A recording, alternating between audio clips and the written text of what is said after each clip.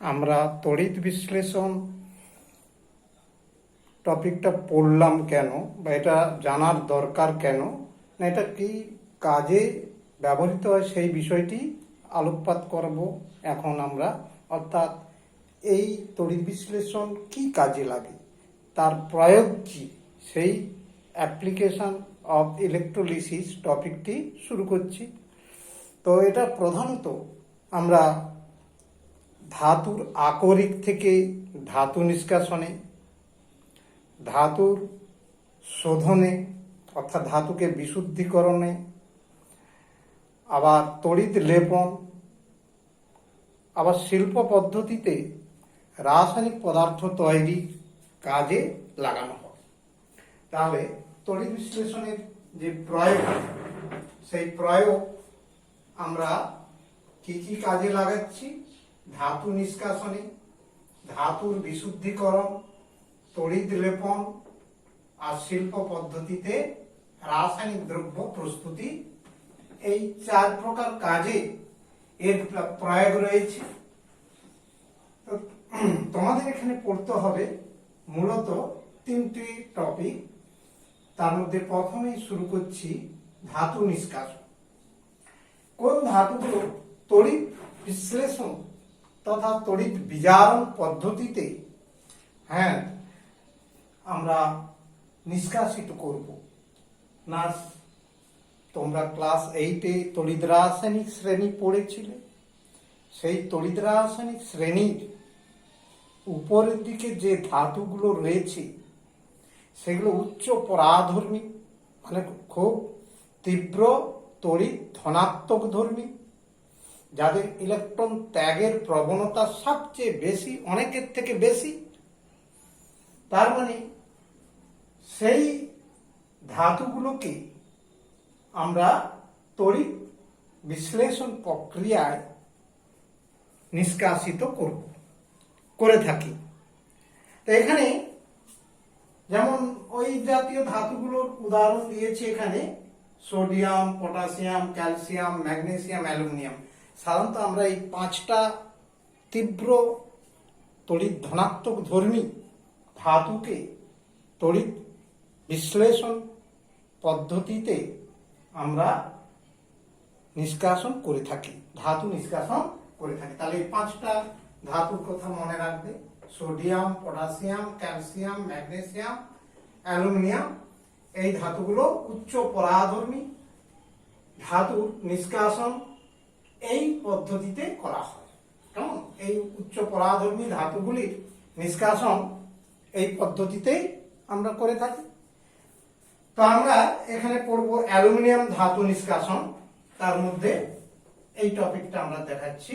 এটা তোমাদের মাধ্যমিকে রয়েছে এবং উচ্চ মাধ্যমিকেও রয়েছে, অ্যালুমিনিয়াম ধাতু নিষ্কাশন।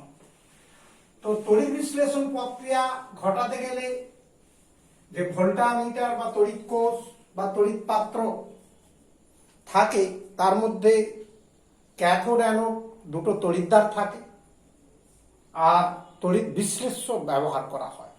তো এখানে যে অ্যালুমিনিয়াম ধাতু নিষ্কাশনে যে তড়িৎ বিশ্লেষ্যগুলো ব্যবহৃত হয় তাদের সংযুতি মানে শতকরা পরিমাণ জানতে হবে তোমাদের, মনে রাখতে হবে। এখানে আমরা 20% অ্যালুমিনা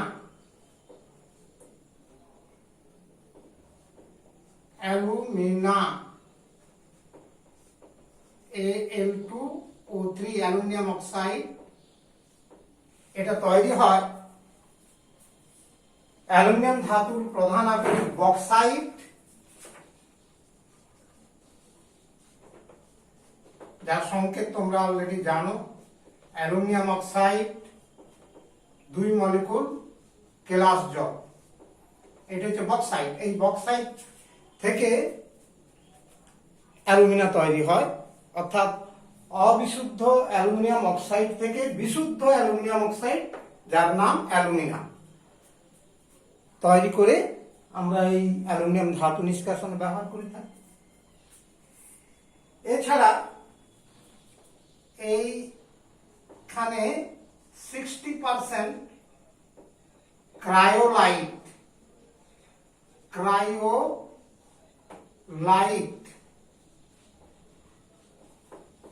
যার সংকেত Na3Al অ্যালুমিনিয়াম, 6 খানা ফ্লোরিন, বা এটাকে লেখা যায় 3NaF, 3 মোল অ্যালুমিনিয়াম সোডিয়াম ফ্লোরাইড আর 1 মোল অ্যালুমিনিয়াম ফ্লোরাইড Al3।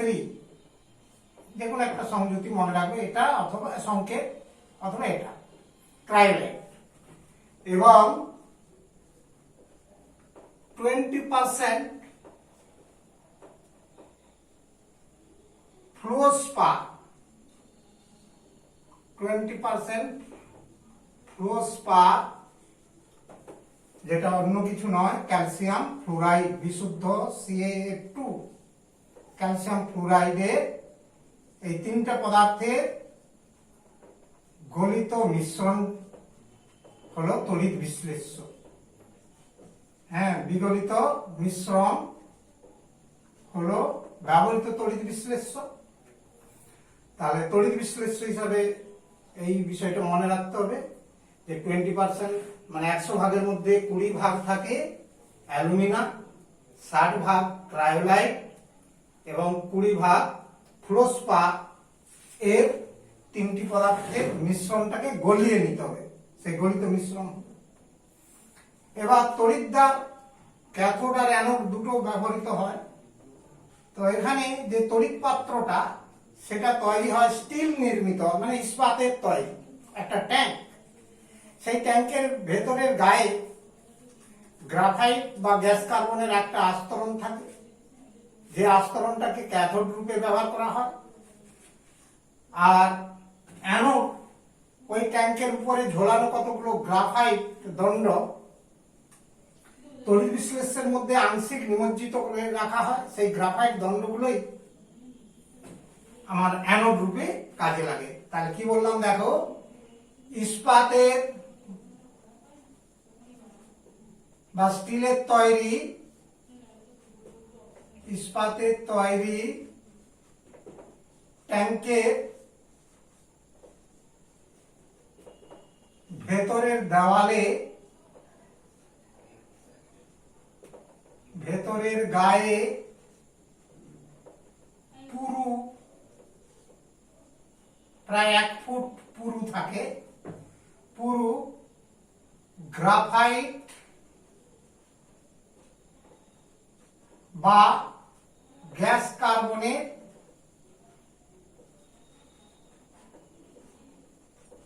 আস্তরণ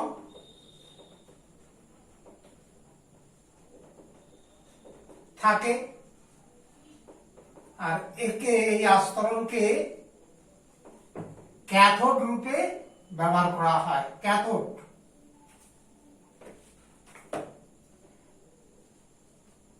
ক্যাথোড রূপে ব্যবহৃত হয়। এগুলো কিন্তু মনে রাখতে হবে তোমাকে। ক্যাথোড তোমাদের একটু মনে রাখতে হবে কোনটি ক্যাথোড আর কোনটি অ্যানোড। আর দ্বিতীয় হচ্ছে অ্যানোড হিসাবে কি ব্যবহার করা হয় না, ট্যাঙ্কের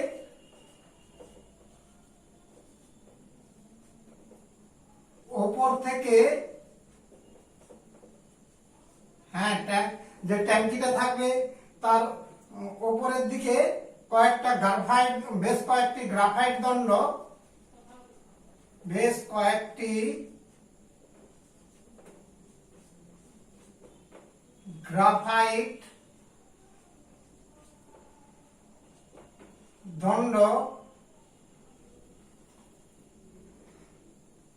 তড়িৎ বিশ্লেষণের মধ্যে আংশিক নিমজ্জিত রাখা হয়। ওই যে তড়িৎ বিশ্লেষ্যটা ব্যবহার করা হয়, হ্যাঁ, তড়িৎ বিশ্লেষ্য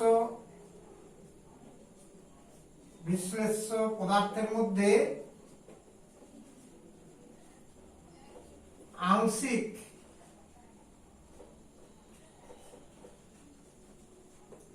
নিমজ্জিত রাখা হয়, আংশিক নিমজ্জিত করে রাখা হয়। এই গ্রাফাইট দণ্ডগুলিকে, দ্যাট ইজ এই দণ্ডগুলোকে অ্যানোড হিসাবে ব্যবহার করা হয়, অ্যানোড হিসাবে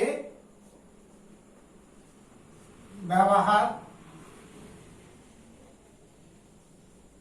করা হয়।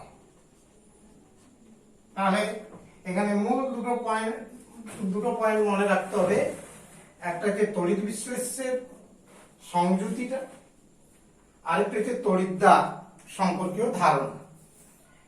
এরপর দেখো, ওই ট্যাঙ্কির মধ্যে যে তড়িৎ বিশ্লেষ্য রাখা আছে তার মধ্যে ডিসি তড়িৎ চালনা করা হবে। এর ফলে তড়িৎ বিশ্লেষণ বিক্রিয়া তথা রাসায়নিক বিক্রিয়াগুলো ঘটতে থাকবে। ক্যাথোডে অ্যালুমিনিয়াম ধাতু এবং অ্যানোডে অক্সিজেন গ্যাস তৈরি হবে। তাহলে তড়িৎদ্বারে উৎপন্ন পদার্থগুলোর কথা মনে রাখতে হবে, বিশেষ করে ক্যাথোডে অ্যালুমিনিয়াম ধাতু আর অ্যানোডে অক্সিজেন গ্যাস তৈরি হয়। তাহলে আমরা পদ্ধতি কথাটা বলছি যে তড়িৎ ট্যাঙ্কের মধ্যে ডিসি তড়িৎ, সমপ্রবাহ তড়িৎ চালনা করলে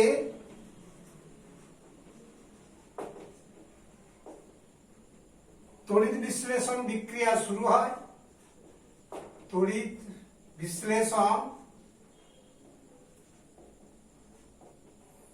বিক্রিয়া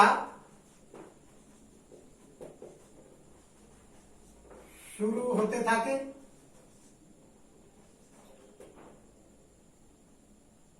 হয় এবং ক্যাথোডে অ্যালুমিনিয়াম ধাতু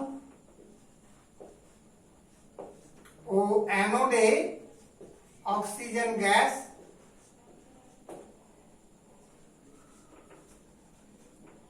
তৈরি হয়।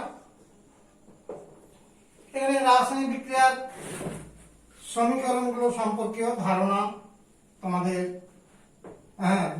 বোঝাচ্ছি। দেখো যে বিক্রিয়াগুলো কি ঘটে সমীকরণের সাহায্যে, সেগুলো আবার দেখাচ্ছি। বিক্রিয়া প্রথমে আয়নি ভবন বিক্রিয়া হবে। আয়নি ভবন বিক্রিয়া, এটা কেমন না, এখানে তড়িৎ বিশ্লেষণের মূল যেটা বিক্রিয়া করবে প্রথমে মনে রাখতে হবে ক্রায়োলাইটটাই বিক্রিয়া করে। ক্রায়োলাইট, ক্রায়োলাইট বিক্রিয়া করে। যে ক্রায়োলাইট বলতে সোডিয়াম অ্যালুমিনিয়াম 6 ফ্লোরাইড, এটা ভেঙে গিয়ে, এটা গলিত অবস্থায় আছে মানে লিকুইড তরল অবস্থায় আছে, এই জন্য এল। এটা ভেঙে গিয়ে তোমার প্রথমে তৈরি হবে সোডিয়াম ফ্লোরাইড, এই অংশে 3 মোল 3 অণু এনএফ আর 1 অণু অ্যালুমিনিয়াম ফ্লোরাইড তৈরি হয়। এর মধ্যে অ্যালুমিনিয়াম ফ্লোরাইডটা আয়নি ভবনে অংশ নেবে, অর্থাৎ ক্যাটায়ন আয়নে ভেঙে যাবে। অ্যালুমিনিয়াম ফ্লোরাইড এটাও লিকুইড, এটাও লিকুইড, তরল অবস্থায় থাকবে। এই অ্যালুমিনিয়াম ফ্লোরাইড লিকুইড আয়নিত হয়ে অ্যালুমিনিয়াম ক্যাটায়ন তরল অবস্থায় থাকবে। আর ফ্লোরাইড আয়ন 6 মোল ফ্লোরাইড আয়ন লিকুইড অবস্থায়। তাহলে ক্যাটায়ন আয়নে এই দুটো ভেঙে যাবে, অ্যালুমিনিয়াম ফ্লোরাইডটা ভেঙে যাবে। ভেঙে যাওয়ার পর পাশাপাশি ক্যাথোড আর অ্যানোডের বিক্রিয়া শুরু হবে। ক্যাথোডে কোন আয়নটা যাবে? ক্যাটায়ন। ক্যাটায়ন মানে অ্যালুমিনিয়াম ক্যাটায়ন। অ্যালুমিনিয়াম ক্যাটায়নের আধান কত আছে? 3 একক পজিটিভ চার্জ, তার মানে 3টি ইলেকট্রন গ্রহণ ক্রিয়া হবে। কারণ তোমরা তো জানো ক্যাথোডে ক্যাটায়ন দিয়ে বিজারণ বিক্রিয়া ঘটে, মানে ইলেকট্রন গ্রহণ ক্রিয়া। তো স্বাভাবিকভাবে অ্যালুমিনিয়াম ক্যাটায়ন ইলেকট্রন গ্রহণ করে নিস্তড়িত অ্যালুমিনিয়াম ধাতুতে পরিণত হয়ে যাবে এবং এটা কঠিন অবস্থা, অর্থাৎ কঠিন অ্যালুমিনিয়াম ধাতু তৈরি হয়ে যাবে তোমার হচ্ছে ক্যাথোডে। আর অ্যানোডে অ্যানায়ন এসে তোমার জারণ বিক্রিয়া ঘটবে, কেমন ইলেকট্রন বর্জন ক্রিয়া হবে। অ্যানোডে অ্যানায়ন ফ্লোরাইড আয়ন আসবে, 6 মোল ফ্লোরাইড আয়ন আছে, স্বাভাবিকভাবে 6টা ইলেকট্রন বর্জিত হবে, হয়ে গিয়ে আমার এখানে 6 মোল ফ্লোরাইড পরমাণু তৈরি হবে। হ্যাঁ, ফ্লোরিন পরমাণু, ফ্লোরাইড বলছি, ফ্লোরিন পরমাণু তৈরি হবে। এবং এটা মনে রাখতে হবে, ইলেকট্রন বর্জন ক্রিয়া মানে জারণ ক্রিয়া, জারণ বিক্রিয়া। আর ক্যাথোডে বিজারণ বিক্রিয়া হয়েছে কারণ ইলেকট্রন গ্রহণ বিক্রিয়া, বিজারণ বিক্রিয়া।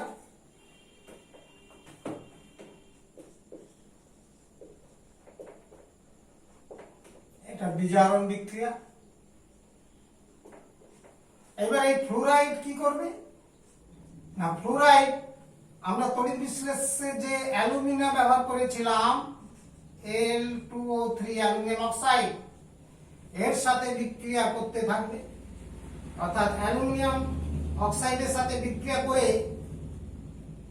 অ্যালুমিনিয়াম ফ্লোরাইড যৌগ তৈরি হবে। অ্যালুমিনিয়াম ফ্লোরাইড আর অক্সিজেন গ্যাস তৈরি হয়ে যাবে, অক্সিজেন গ্যাস তৈরি হয়ে যাবে। এটা কঠিন সলিড আর এটা গ্যাস, কারণ এটাও কঠিন। হ্যাঁ, আচ্ছা, এই হচ্ছে এখানে কঠিন গ্যাস না দেখালেও বুঝে যাবে যে কঠিন, আর এটা গ্যাস। অক্সিজেন তো গ্যাস হ্যাঁ তৈরি হয়, এটা তোমরা জানো। তাহলে এখানে যে রিয়াকশনটা হলো এটা আবার ব্যালেন্স করে দেখাচ্ছি, দেখো। অ্যালুমিনিয়াম ফ্লোরাইড, এখানে কিন্তু আমার একটা বিরাট ভুল লেখা হয়ে গেল। অ্যালুমিনিয়াম ফ্লোরাইড এখানে Al6 নয় 3, অ্যালুমিনিয়ামের যোজ্যতা 3, তার মানে 3 মোল অ্যালুমিনিয়াম ফ্লোরাইড, তার মানে 3 মোল ফ্লোরাইড,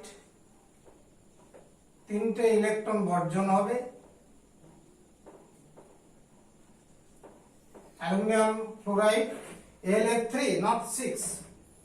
তাহলে এইভাবে রিঅ্যাকশনটা একটু চেঞ্জ করে দিলাম, দেখে নাও, মানে এটা সঠিক করে দিলাম ভুলটা। তাহলে এইভাবে রাসায়নিক বিক্রিয়া, এটা তাহলে 3 মোল অ্যালুমিনিয়াম ফ্লোরাইড রয়েছে, ফ্লোরিন রয়েছে। এই 3 মোল ফ্লোরিন পরমাণু অ্যালুমিনিয়াম অক্সাইডের সাথে বিক্রিয়া করে অ্যালুমিনিয়াম ফ্লোরাইড, আর যাকে বলেছে তোমার এটা তৈরি হবে, অক্সিজেন গ্যাস তৈরি হবে। স্বাভাবিকভাবে এই সমীকরণটি ব্যালেন্স করতে গেলে তোমাকে এটাকে অ্যালুমিনিয়াম পরমাণু সংখ্যা ডান পাশে লক্ষ্য করো, হচ্ছে ডান পাশে একটা পরমাণু আছে, এখানে কিন্তু দুটো পরমাণু আছে, একে হয় হাফ দিয়ে গুণ করতে পারো, তাহলে অ্যালুমিনিয়াম পরমাণুটা মিলে গেল। এবার ফ্লোরিন 3টে পরমাণু ছিল, মিলে গেছে। অক্সিজেন কত আছে দেখো, 3 এর 2, এখানে আছে 2, তার মানে তোমাকে 4 দিয়ে এ করতে হবে, 3/4 দিয়ে দেখো, 3/4 করলে এটা ব্যালেন্সটা মিলে যাবে। আর যদি পূর্ণ সংখ্যা দিয়ে করতে চাও তাহলে পুরোটাকে 4 দিয়ে গুণ করে দাও, 4 দিয়ে গুণ করলে দাঁড়াবে, দেখো আমি পূর্ণ সংখ্যাও দেখে দিচ্ছি। হ্যাঁ, এটা হচ্ছে 4 দিয়ে গুণ করলে এটা 4 × 3 = 12, 1, 4 দিয়ে গুণ করলে এটা 2 অ্যালুমিনিয়াম অক্সাইড, 4 অ্যালুমিনিয়াম ফ্লোরাইড, পুরো বোথ সাইডকে 4 দিয়ে গুণ করলাম, কারণ এই যে নিচে 4 আছে, ওই জন্য 4 দিয়ে গুণ করলে এটা মিলে যাবে। তাহলে এটা তুমি দেখাতেও পারো, নাহলে আগেরটাই রেখে দিলাম, এটা এই জন্য বন্ধনীতে দিলাম অর দিয়ে। তাহলে এটা হচ্ছে এর রাসায়নিক বিক্রিয়া টোটাল। তাহলে রাসায়নিক বিক্রিয়াটা কেমন হলো মোটামুটি দেখো, ক্রায়োলাইট ভেঙে গিয়ে sodium fluoride, aluminium fluoride AlF3। এবার অ্যালুমিনিয়াম ফ্লোরাইড ওটা ভেঙে গিয়ে আয়নিত হয়ে অ্যালুমিনিয়াম ক্যাটায়ন, ফ্লোরাইড অ্যানায়ন। ক্যাথোডে ক্যাটায়ন এসে ইলেকট্রন গ্রহণ করলো, চার্জ 3 বলে 3টে ইলেকট্রন গ্রহণ করে বিজারণ বিক্রিয়ায় অ্যালুমিনিয়াম ধাতু তৈরি হলো। আর ফ্লোরাইড আয়ন 3 মোল হচ্ছে ইলেকট্রন বর্জন করে 3টি ফ্লোরিন পরমাণু হলো, এটা জারণ ক্রিয়া। এবার 3টি ফ্লোরিন পরমাণু ওই তড়িৎ বিশ্লেষ্যের যে অ্যালুমিনা ছিল তার সাথে বিক্রিয়া করে অ্যালুমিনিয়াম ফ্লোরাইড আর অক্সিজেন গ্যাস তৈরি করে। তাহলে এই হচ্ছে অ্যালুমিনিয়াম ধাতু তৈরির রাসায়নিক বিক্রিয়া। এটা করলে তোমার 12 এর প্রস্তুতিটা হয়ে যাবে এই বিক্রিয়ার সমীকরণ। আচ্ছা, কারো যদি এই বিক্রিয়াটা কঠিন হয়ে যায় তাকে কিন্তু আরেকটা সহজ বিকল্প বিক্রিয়া দিচ্ছি, সেটাও করতে পারো অথবা এটা করতে পারো। ওটা 10 এর জন্য হতে পারে বিকল্পটা, কিন্তু 12 এ ওই বিকল্প বিক্রিয়ার সমীকরণ চলবে না। হ্যাঁ, মানে এখানে এটা তৈরি করলে তোমার কিন্তু হায়ার সেকেন্ডারি পর্যন্ত তৈরি হয়ে যাবে। তা মাধ্যমিকের ক্ষেত্রে এখানে বিকল্প রাসায়নিক বিক্রিয়ার সমীকরণ আমি দেখাচ্ছি। যে বিকল্প কিরকম না, আমি বিকল্প বলে দেখাচ্ছি এইটা না, সরাসরি এটাও তোমরা ক্লাস 10 এর জন্য সীমাবদ্ধ, মাথায় রাখবে। যে অ্যালুমিনিয়াম অক্সাইড, যেটা অ্যালুমিনা ছিল তরল অবস্থায়, এই অ্যালুমিনিয়াম অক্সাইড এটা কি হয়, আয়নিক ভবন হয়ে একবারে সরাসরি অ্যালুমিনিয়াম ক্যাটায়ন 2 মোল অ্যালুমিনিয়াম ক্যাটায়ন লিকুইড আর 3 মোল অক্সাইড আয়ন লিকুইড তৈরি হয়। ক্যাথোডে ক্যাটায়ন, অ্যালুমিনিয়াম ক্যাটায়ন 2 মোল অ্যালুমিনিয়াম ক্যাটায়নের জন্য দেখো প্রতিটায় 3+ মানে প্রতিটায় 3 মোল করে ইলেকট্রন লাগে। এখানে 2 মোল আছে মানে 3 2 6 মোল ইলেকট্রন যোগ করলে তবে গিয়ে 2 অণু অ্যালুমিনিয়াম ধাতু তৈরি হয়ে যাবে। এবার অ্যানোডে এটা লিকুইড ছিল আর ওটা কঠিন, আর অ্যানোডে অ্যানায়ন হিসাবে অক্সাইড আয়ন আছে। অক্সাইড আয়ন লিকুইড, এটা প্রতিটার জন্য 2টো ইলেকট্রন বর্জন করবে, অক্সিজেন পরমাণু তৈরি হবে। কিন্তু এখানে রয়েছে কত মোল, 3 মোল, তার মানে 3 2 6 মোল, তার মানে 3টি অক্সিজেন পরমাণু তৈরি হবে। কেমন, এখানে চার্জটা মাথায় রাখলে বুঝতে হবে যে কতগুলো ইলেকট্রন চার্জ এখানে বেরিয়ে যাবে। না 3 2 6 মোট -6 একক চার্জ আছে, তার মানে 6টা ইলেকট্রন বেরিয়ে গেলে তবেই নিস্তড়িত পরমাণু অক্সিজেন 3টি পাওয়া যাবে, 3টি অক্সিজেন পরমাণু পাওয়া যাবে। এটা হলো বিকল্প তোমাদের সমীকরণ হিসাবে দেখাচ্ছি। যে অক্সিজেন পরমাণু তো মুক্ত অবস্থায় থাকে না, অক্সিজেন গ্যাসে পরিণত হয়ে যায়, অক্সিজেন গ্যাসে পরিণত হয়।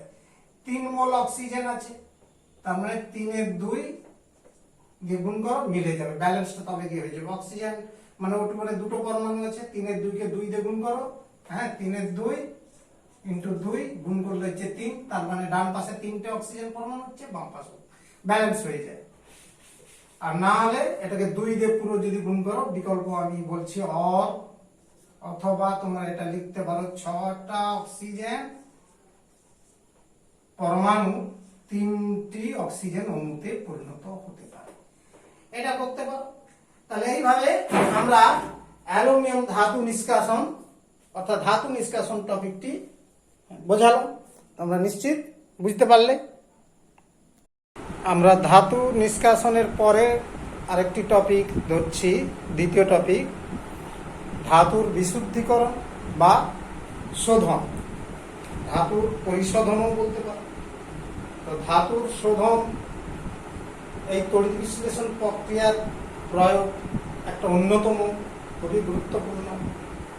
এখানে সাধারণত কপার ধাতুর শোধনটা বা বিশুদ্ধীকরণটা ভালো প্রয়োগ করা হয়।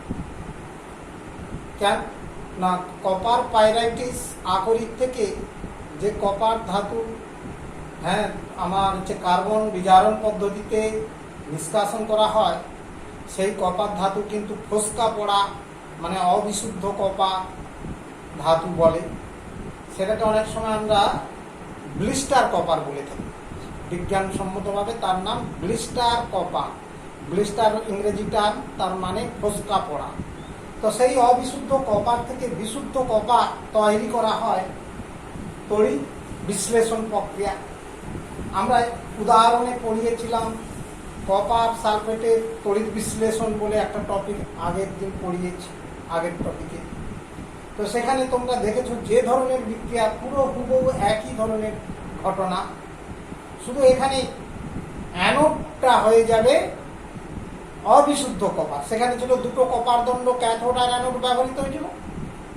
আর শুধু এখানে কি হবে না, সেই বিশুদ্ধ কপার দণ্ড কিন্তু ক্যাথোড যেমন আছে থাকবে, পাল্টানো হবে কোনটা না অ্যানোডটা। অ্যানোডটা হয়ে যাবে এই ব্লিস্টার কপার, মানে অবিশুদ্ধ কপার দণ্ড অ্যানোড রূপে ব্যবহার করা। আর বাদ বাকি কাজ কিন্তু হুবহু একই। তার মানে ওই পড়াটা তাদের তৈরি হয়ে গেছে, তাদের এটাও তৈরি হয়ে গেছে। আমি শুধু সংক্ষেপে দেখিয়ে দিচ্ছি, দেখো, এবং এটাই তৈরি করতে হবে। এখানে ব্যবহৃত তড়িৎ বিশ্লেষ্য কি না 5 থেকে 10% সালফিউরিক অ্যাসিড যুক্ত 10 থেকে 15% কপার সালফেটে জলীয় দ্রবণ, এটাই হচ্ছে তড়িৎ বিশ্লেষ্য হিসাবে ব্যবহার করা হয়। আর ব্যবহৃত তড়িৎদ্বার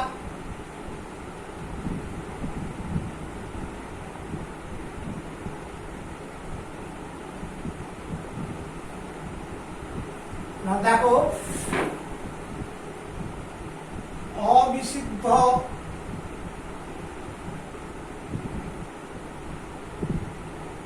কপার,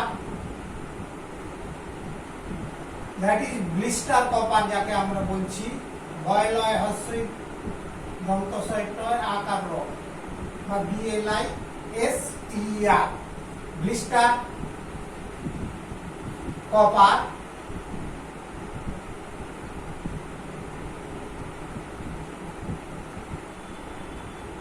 দণ্ডকে অ্যানোড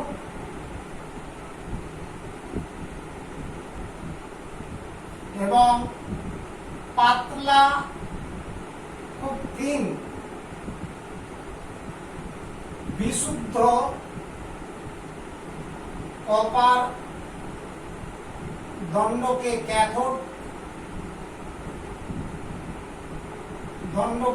ক্যাথোড রূপে ব্যবহার করা হয়। ক্যাথোড হিসাবে ব্যবহার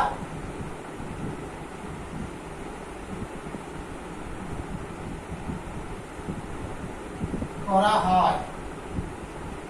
আর ওখানে যে পড়েছিলে এটাও ছিল শুধু কপার বলে বলা ছিল, অর্থাৎ দুটো কপার দণ্ডকে ক্যাথোড আরেকটা অ্যানোড হিসাবে ব্যবহার করা। এখানে শুধু অ্যানোডটা চেঞ্জ হয়ে যাবে। অবিশুদ্ধ যে copper, that is blister copper, সেই দণ্ড নিয়ে, মোটা দণ্ডগুলো নিয়ে অ্যানোড, আর পাতলা বিশুদ্ধ কপার দণ্ডকে ক্যাথোড রূপে ব্যবহার করা হয়। এটা হচ্ছে তোমার মূল হচ্ছে পরিকাঠামো, মানে এই জিনিসগুলো মনে রাখতে হবে। এবার যে তড়িৎ পাত্রটা ব্যবহার করা হবে সেটা একটা ট্যাঙ্কির মতো, কিন্তু তাতে ভেতরে আমার 1 ফুটের মতো সীসা ধাতুর আস্তরণ দেওয়া থাকে। তার মানে এটা সীসার আস্তরণযুক্ত ভোল্টামিটার বা তড়িৎ পাত্র। হ্যাঁ, সীসার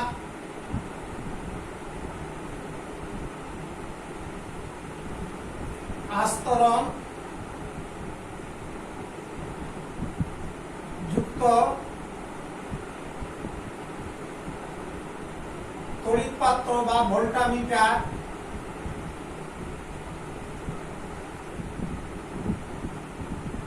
মিটারে ডিসি তড়িৎ চালনা করলে,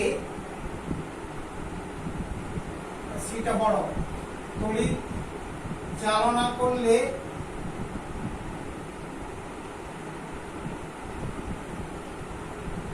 ক্যাথোডে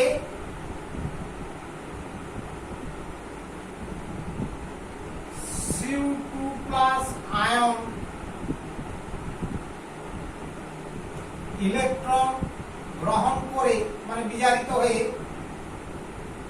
ইলেকট্রন গ্রহণ করে কপার আয়ন ইলেকট্রন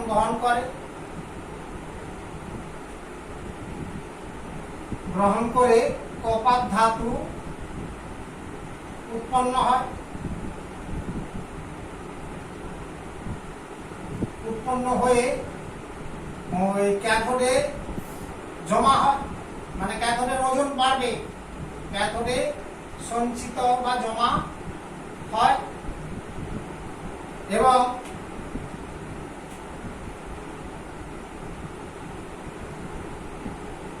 অ্যানোড দণ্ড থেকে অ্যানোড মানে অবিশুদ্ধ কপার দণ্ড থেকে কপার পরমাণু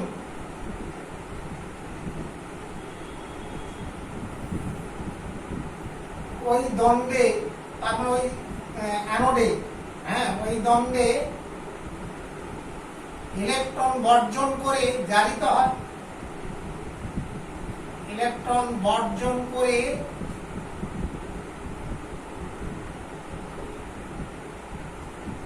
কিউপ্রিক আয়ন Cu2+ আয়ন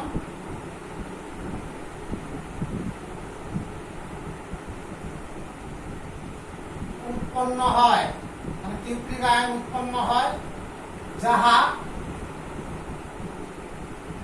দ্রবণে দ্রবীভূত হয়ে যায় কারণ অ্যানোড পাত ক্ষয়িত হবে দ্রবীভূত হয়ে যায় এর ফলে কি হবে না ক্যাথোড দণ্ডে ওজন বাড়বে ক্যাথোড দণ্ডে কপার জমা হচ্ছে তো কপার ধাতু বিশুদ্ধ কপার জমা হচ্ছে যার ফলে ক্যাথোড দণ্ডের ওজন বাড়ে ও অ্যানোডের ওজন কমে ও অ্যানোড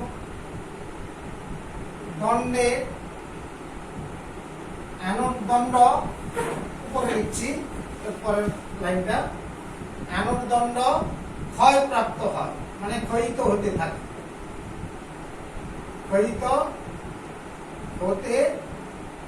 থাকে এইভাবে পদ্ধতির কথাটা বললাম তাহলে ক্যাথোডের ওজন বাড়ে কেন না ওখানে বিশুদ্ধ কপার পরমাণু জমা হয় আর মানে কেন না কিউপ্রিক আয়নগুলো ওই দণ্ডে সঞ্চিত হয় ইলেকট্রন গ্রহণ করে বিজারিত হয়ে কপার পরমাণু রূপে ওই দণ্ডেই জমা হয় আর অ্যানোডের কপার পরমাণুগুলো ওই দণ্ডে ইলেকট্রন বর্জন করে তথা অ্যানোডে ইলেকট্রন বর্জন করবে অ্যানোড দণ্ডে করে কিউপ্রিক আয়ন তৈরি করে যে আয়নটা দ্রবণে দ্রবীভূত হয়ে যায় ফলে অ্যানোডের কপার পরমাণুগুলো পরপর খরচ হয়ে যাওয়ার জন্য অ্যানোড পাত যে মোটা ছিল সেই অ্যানোড পাতটা কিন্তু ধীরে ধীরে ক্ষয় হয়ে যাবে আর অ্যানোডে বাকি কিগুলো পড়ে থাকবে অবিশুদ্ধিগুলো কাদার মতো জমা হয়ে থাকবে যাকে অ্যানোড মাড বলা হয় গত টপিকে আলোচনা করে দিয়েছি অ্যানোড মাড বা অ্যানোড কাদা কাকে বলে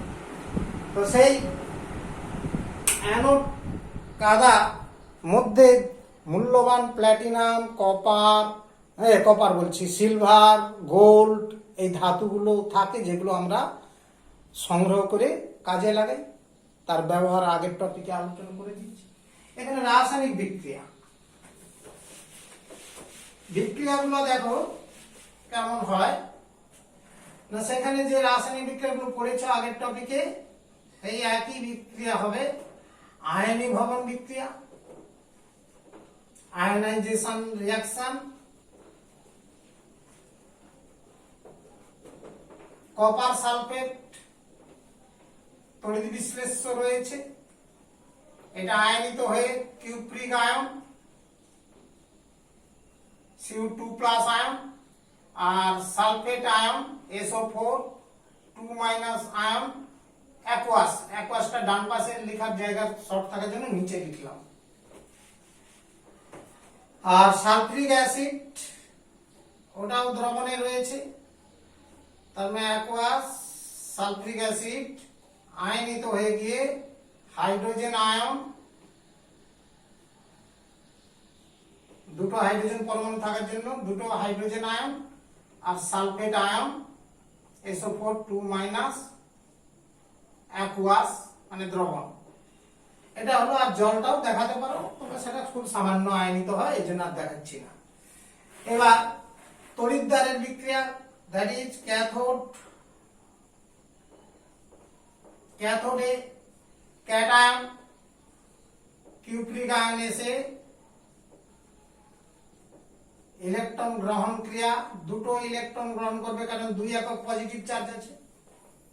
নিস্তড়িত কপার পরমাণু তথা কপার ধাতু তৈরি হয়। ইলেকট্রন গ্রহণ ক্রিয়া মানে বিজারণ ক্রিয়া। ঠিক অ্যানোডে জারণ ক্রিয়া ঘটবে, আর এখানে অ্যানোডের বিক্রিয়া অ্যানায়ন আসবে না, পরিবর্তে ওই অ্যানোড দণ্ডের কপার পরমাণু কঠিন সলিড ইলেকট্রন বর্জন করে, 2খানি ইলেকট্রন বর্জন করে 2 একক পজিটিভ চার্জ যুক্ত কিউপ্রিক আয়ন এবং অ্যাকুয়াস মানে দ্রবীভূত হয়ে যায়। আর ইলেকট্রন বর্জন মানে জারণ বিক্রিয়া ঘটবে। তাহলে এই হলো এখানে রাসায়নিক বিক্রিয়া সম্পর্কিত আলোচনা। আর অ্যানোড মাড কথাটা অলরেডি বা অ্যানোড গাধা আগের টপিকে আমরা আলোচনা করে দিয়েছি, সেই জন্য আর এখানে আলোচনা বা লিখে দিচ্ছি না। হ্যাঁ, অ্যানোড মাড বা অ্যানোড গাধা এটা কিন্তু গুরুত্বপূর্ণ টপিক।